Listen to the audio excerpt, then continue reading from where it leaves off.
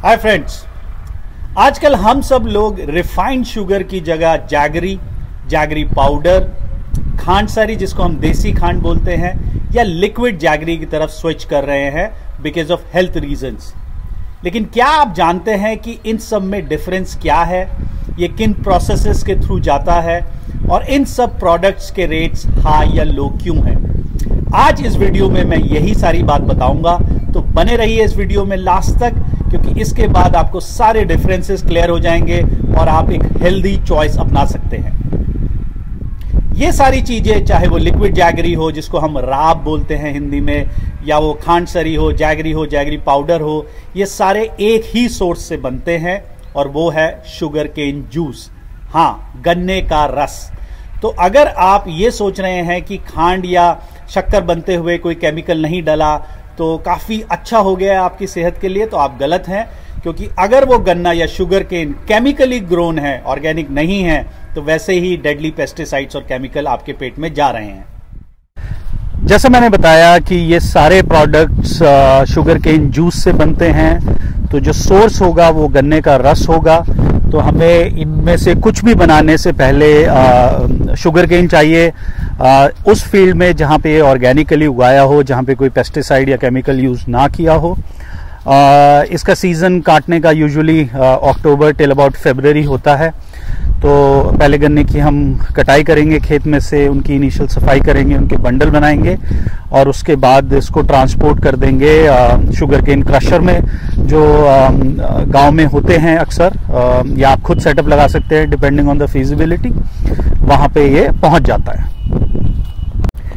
एक बार जब ये सारा गन्ना शुगर केन क्रशर में पहुंच जाता है तो सबसे पहला जो प्रोसेस होता है वो इसका जूस निकालना होता है। क्रश करके इसका जूस निकालते हैं। जूस निकालने के बाद ये डिफरेंट वेसल्स में जाता है और हीट होता है, और उसी में एक प्रोसेस होता है क्लीनिंग का, क्योंकि शुगर केन का जो कवर होता है या पत्तियां होती हैं उससे कलर थोड़ा ब्लैक हो जाता है, उसको हटाना पड़ता है। उसको हटाने के लिए यूजुअली 99% ऑफ द टाइम्स लोग केमिकल यूज करते हैं जो हाईली डेंजरस होते हैं हमारे शरीर के लिए, इनफैक्ट कार्सिनोजेनिक भी होते हैं। ऑर्गेनिक फार्मिंग में हम ये नहीं करते हैं। ऑर्गेनिक फार्मिंग में हम नेचुरल तरीका यूज करते हैं क्लीनिंग का, जिसमें बेस्ट है सुखलई, जो एक प्लांट है ओकरा या भिंडी की फैमिली का। इसको पीसते हैं। अगर आप पीस के इसका जूस निकाल के जब हीट अप हो रहा होता है, तो फर्स्ट वेसल में जब ये हीट अप हो रहा होता है तो उसके ऊपर अगर आप इसे मिला देते हैं तो जितनी भी वो फॉरेन मटेरियल वाला जो गंदगी है वो एक जगह एक्यूमुलेट हो जाता है और आसानी से वो हटाया जा सकता है। तो जब हम एक वेसल से दूसरे वेसल में डाल रहे हैं तो वो प्रोसेस भी चेंज हो रहा है क्रिस्टलाइजेशन का, और क्लीनिंग भी साथ साथ हो रही है। ऐसे हीटअप करते हुए जो लास्ट वेसल है उसमें ये बिल्कुल प्योर जो हमारा जूस का एक्सट्रैक्ट होता है क्रिस्टलाइज्ड, वो पहुंच जाता है वहां पे, और वहां से फिर शुरू होता है कि यहाँ इसके बाद इसका गुड़ बने, शक्कर बने, लिक्विड जैगरी बने या खांड सारी बने। तो यहाँ तक सब एक प्रोसेस होता है। उसके बाद डिफरेंट प्रोसेसेस के थ्रू वो डिफरेंट प्रोडक्ट बनता है।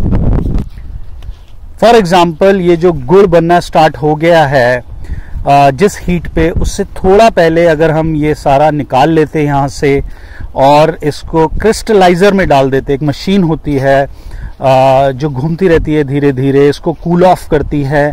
6-7 दिन का प्रोसेस होता है, ये घूमती रहती है, कूल ऑफ करती रहती है और धीरे धीरे इसके क्रिस्टल बनाने शुरू कर देती है। अगर हम उसको वहां पे डालते तो ये 5 से 7 दिन बाद लिक्विड जैगरी बन जाती।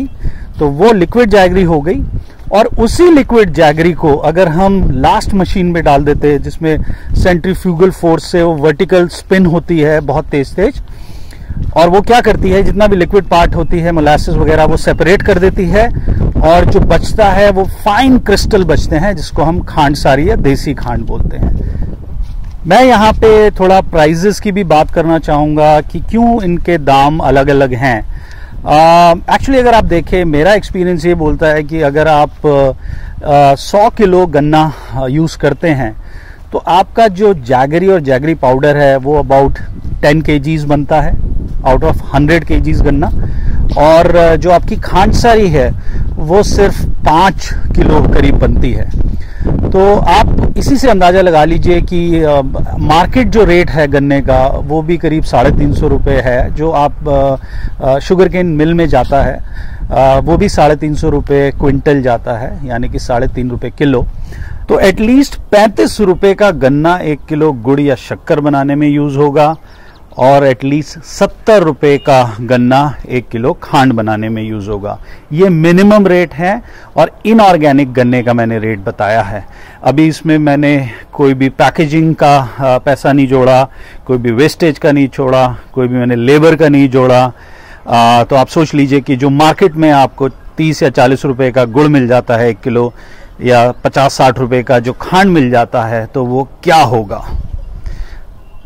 Guys, I hope अब आपको इन प्रोडक्ट्स के क्लियर डिफरेंसेस पता चल गए होंगे, और अपनी ज़रूरत के हिसाब से आप चॉइस बना सकते हैं। इस चैनल के थ्रू हम कोशिश करते हैं कि ज़्यादा से ज़्यादा अवेयरनेस फैलाएं, ना सिर्फ किसानों और प्रोड्यूसर्स में, बट ऑल्सो विद कंज्यूमर।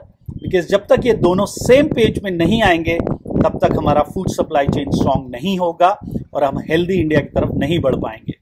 तो अगर आपको ये वीडियो पसंद आया तो हमारी हेल्प करें by sharing it in your WhatsApp group, Facebook group, जहाँ पे भी आप शेयर कर सकते हैं, क्योंकि आपके हेल्प से हम ज़्यादा से ज़्यादा लोगों तक पहुँच पाएंगे, ज़्यादा से ज़्यादा लोगों तक अवेयरनेस बढ़ेगी, और ज़्यादा से ज़्यादा लोग रिस्पॉन्सिबल बनेंगे, ना सिर्फ खरीदने में बल्कि उगाने में और खाने में भी। इस वीडियो में इतना ही। मैं फिर आऊँगा एक नए वीडियो के साथ। तब तक जय हिंद।